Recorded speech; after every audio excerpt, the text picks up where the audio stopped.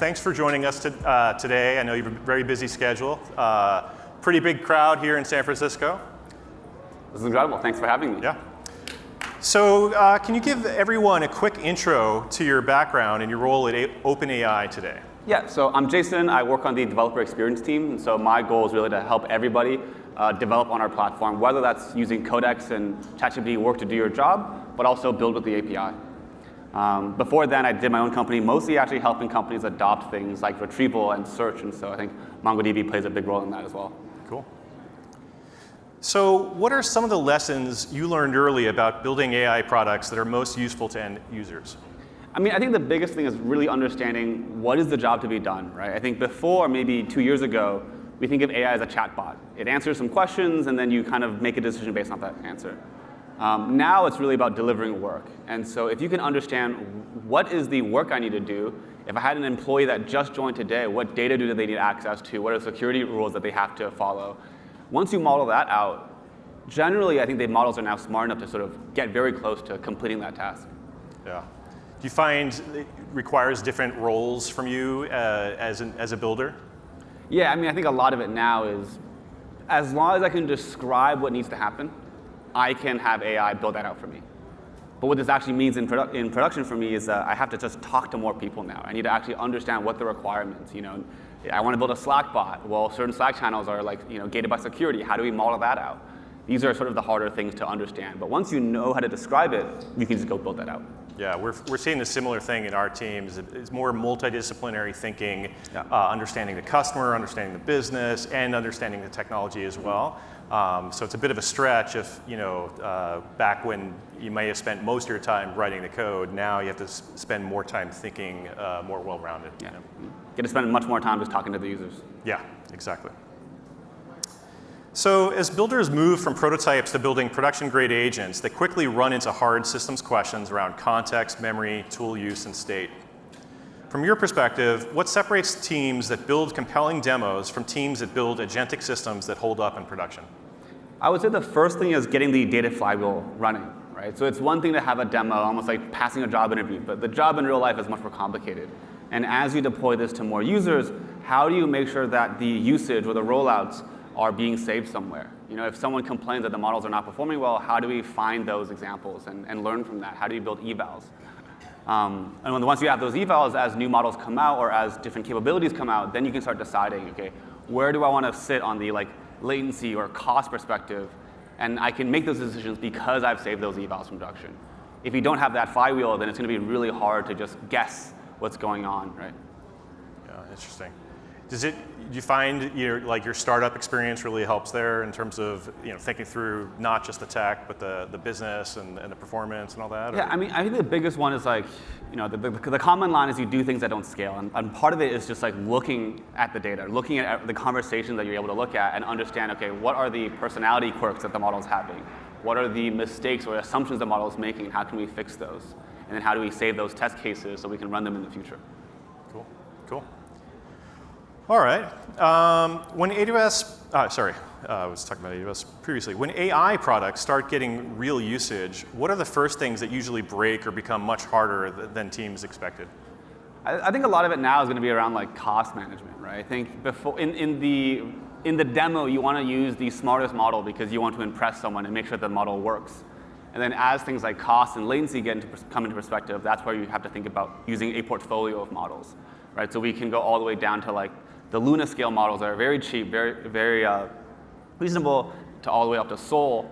And then you can now do things like ultra fast, where maybe it's 12 times faster.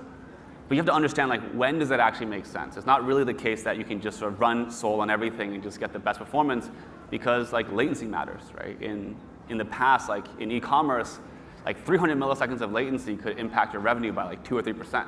Yeah. And we don't really understand what that looks like when it comes to AI usage for the consumer. Yeah, it's been amazing just seeing how much the pricing, just in the discussion in the industry over the last couple months, how much pricing has been a topic of conversation, and OpenAI even coming out with new models that are much more price performant. So I mean, I think the conversation on ROI is going to be much more important in the coming months. Yeah, yeah. Do you find customers struggle with ROI? have good baseline of measurement before, or? Yeah, I mean, I think it depends on whether or not you can measure what success looks like, Yep. right? Like if it is about like data entry and data processing, or if it's about whether or not a ticket is closed, I can look at the like cost per ticket closed and understand like what the comparables are. But then when it comes to like even software development using Codex, those things become much more tricky. Am I just running automations to like maximize some leaderboard? A lot of like weird incentives there, but like for example, me personally, I've actually been using less tokens and getting more work done because I've actually figured out what are the important automations that be running and how you should think about that. Yeah, definitely. So from talking to AI builders, they report that challenges often come down to retrieval quality, fresh context, and whether the application can reliably ground itself in operational data. How does OpenAI think about the role of the data layer in making agents accurate, trustworthy, and useful over time? Yeah, I mean, like one of the big things that happened with chat early, like 2024, 2025, was we introduced web search, right? And that is sort of the first step in like minimizing hallucinations, making sure the data is up to date. And that is going to be the same thing when you use something like an agentic harness, right? It's actually the only thing that matters is the reasoning and your ability to find the right data. And now, as agents are much more confident in the ability to sort of make hundreds of tool calls or search thousands of websites, these models are really, really stubborn, right? As long as the data is in there, the model will find it. Interesting. And how do you see the need in terms of memory and storage evolving as the models are changing over time? Yeah, because again, like, it is one thing to say, what, if I run this job for 45 minutes, I'll be able to find something. And maybe in that world, it's just using grep, right? And maybe this works for many cases, but in many cases where you're interacting with customers, like the latency is the thing that's going to be really important to optimize for, right? And again, with the e-commerce example, like, I can very much easily imagine a world where even a half a second latency can really impact the success of your business and the user experience of your business. And this is where things like search and memory really play a part, because these are the optimizations that will get you there. Yeah, I think it's interesting as the industry has evolved over the last couple of years and more agents are getting to production, things like efficiency, pricing, performance, just really real business stuff comes into play, right? But that's exciting, because if those conversations are happening, it means something is actually measurable. Exactly. Right. Yeah, no, it's really exciting. So as agents become more autonomous, how has your thinking changed around state management and memory? When should developers persist context versus letting the model reason from scratch? I think the most part, I would almost always try to persist context, right? Like we have compaction that can run for like billions of tokens now, and the only thing that's going to allow your model to save this information is to like write that somewhere. And if you're lucky enough to be running it on your own laptop, you can like write to a file system. But there's many systems that this doesn't make sense, right? And so you can virtualize that through something like Mongo, then almost like every agent should have its own namespace and its scratch pad. And then if you have this system running, you can run for like 1 billion tokens or like 10 billion tokens. Yep. And that's going to be the future, I think. Yeah, no, definitely. Even brief aside, but using some of these agents for my own personal life planning and like vacation planning and stuff like that.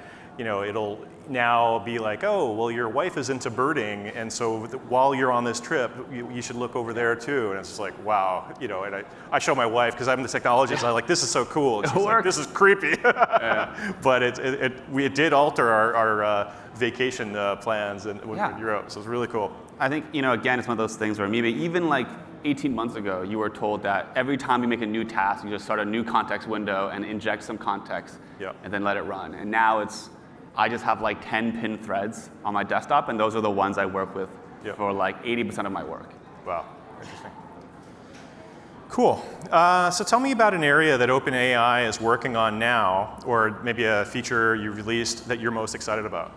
I would say it's two things, right? One is just voice in general. Like I have a hand injury, I can't type that much, and now I can just sort of talk to my AI and have it delegate all these different tasks. And so that's for one very cool experience. And I think the second thing is the fact that compaction really works now. Like you can have agents run for, like I have an agent that's been running for like 45 days. Wow. Right? And I don't worry about like, is it able to know where it saved a file, or where does it know when to save a file, right? Because it has this memory system built in, again, it just works. And once you have a system that can run for like months at a time that you can talk to with your voice, I think our relationship to computing will change pretty dramatically. Yeah, so data and memory coming back up over and over again in the topic here, which of course is a topic MongoDB cares about. But just give the audience a little bit more color on the voice. You were telling me the other day, you're like, hey, you've been having debates with OpenAI, while washing your face, and that really prompted me to go home and try out the voice. Yeah, so the voice model effectively is a orchestration model. And so when you tell it to do a task, it'll actually spin up a different thread on your computer. And so the example I gave you was I've been traveling a bunch, and every time I get back to the hotel, I open up my laptop, I enter voice mode, and I just say, okay, what did I miss over this past like 6-hour flight? Check my calendar. Did I rent a car? Okay, I didn't rent a car. Can you go use computer use and rent me a car? I'm just doing this as I'm like unpacking and trying to figure out if I like brought toothpaste or not. And then when I come back to my desk, I have like 3-4 tabs open on my browser. It is the checkout page for the car rental I need to get. It's like some paperwork I need to show the next place, and I've checked in for the flight tomorrow, and it's like texted it to me over like iMessage. Yeah. Right? And so it's this combination of both voice, creating multiple tasks, and computer use that really changes a lot of things for me. Yeah, I tried it out. It was really cool. You can interrupt it. It can interrupt you. That was really a different experience. So it wasn't just recording a voice memo instead of typing. It was really very interactive. So that was very cool. So for the developers, founders, and engineering leaders in the room, what would you suggest that they prioritize over the next 6 to 12 months if they want to build and scale AI products that truly last? Yeah, I mean, I think I will say this from the bias perspective of OpenAI, but I think the priority for developers is 2 things, right? One, how do you give your models like secure access to the data it needs to get the job done, right? And then 2, really understand what the job actually is. Again, is it like, I think people don't really have a good understanding of like what success looks like for the agent, but it ultimately is going to be dependent on the data you give it and like some scoring criteria for like how the agent does. Everything else in terms of the harness, I think, is something that like really is going to be hard to like improve on, right? Like as we launch new features like a better compaction or better memory usage, like its ability to remember when to write and when to read, things like doing code mode or computer use, those should be things that you just automatically benefit from as we release a new harness or improve the model. And then your job, again, is to just understand what does success look like and what data and what access do I need to get that job done, and do I need to like do that in a secure way, right? Like, one example I'm working on is a Slack bot. And it's like, I just can't search all of Slack. It's like, whose credentials am I using every time I tag something? These are like the really hard decisions that, really matter for a company. Yeah, we were talking earlier, and as I kind of mentioned at the talk, sometimes the kind of seemingly boring, the models or voice are the things that really spark creativity. But sometimes it's the cost controls, governance, access control, security that really is going to be what makes or breaks adoption, both in the industry, but then specifically within companies. Yeah. And so I think it's an exciting time to be in technology. So thank you to yourself and to folks at OpenAI for bringing technology that's just changing the way we build software. Yeah, I'm really excited to see this through. Yeah.